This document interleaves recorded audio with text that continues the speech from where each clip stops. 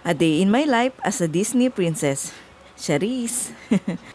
Bali, nandito pala ako ngayon sa may Farmers Cubao dahil meron akong inasikaso. Napadaan nga pala ako dito sa Maytronics, kaya naman naisipan ko na magpa-develop na rin ng 1x1 at 2x2 picture. Alam ko na marami na ring mga AI app na naglipa na ngayon at napakadali na lang makagawa ng 1x1 at 2x2 picture nang walang kahirap-hirap. Pero syempre, tinatangkilik natin ang mga ganitong negosyo, kaya naman nagpa-picture na rin ako. Ito pala yung result ng aking picture. After niya, nagmerienda lamang ako dito sa may 99 Ramen, Cubao.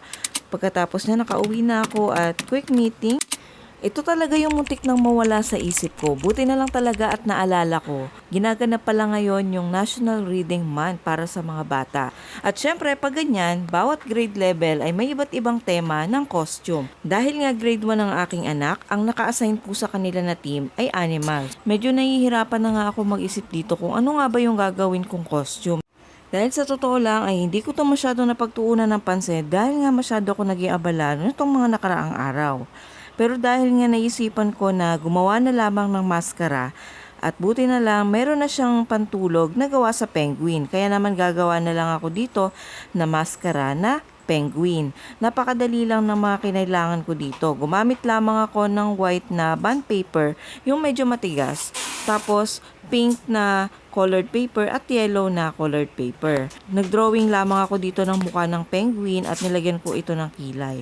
At syempre, bukod din dito, marami pa tayong pwedeng gawing design na mas maganda at iba't ibang klaseng mga animals na pwede nating gawin sa ating maskara.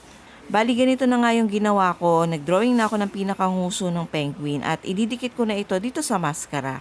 Pagkatapos yan, kung makikita nyo yung pinakamata ng ating penguin, yan yung gugupitin ko mamaya. Para naman mamaya pag sinuot yung maskara, makakita naman yung magsusuot na to, 'di ba? So ganito lang yung ginawa ko, kinulayan ko lang at gumamit lamang ako ng pentel pen. Para naman hindi masyadong maaksaya, pwede namang gumamit ng color black na colored paper.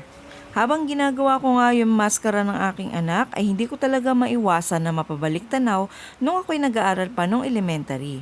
Sino-sino din po ba sa inyo yung mga nakaka-attend sa mga mass demo o yung mga activity katulad na ganito? Nakakatuwa lang din talaga kasing makita na sa ating mga anak ay nakaka-attend sila sa mga ganitong klaseng activity.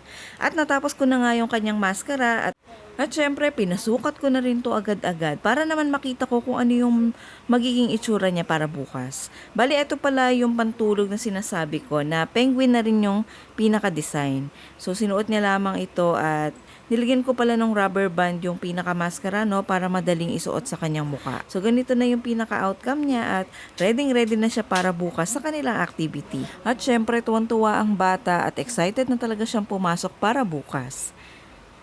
Bali hapon na, kinabukasan at sinundo ko na siya at kitang-kita naman ang kaligayahan sa kanyang muka. Tuwan-tuwa siya at talaga namang nagustuhan niya rin yung costume niya. Salamat sa panonood!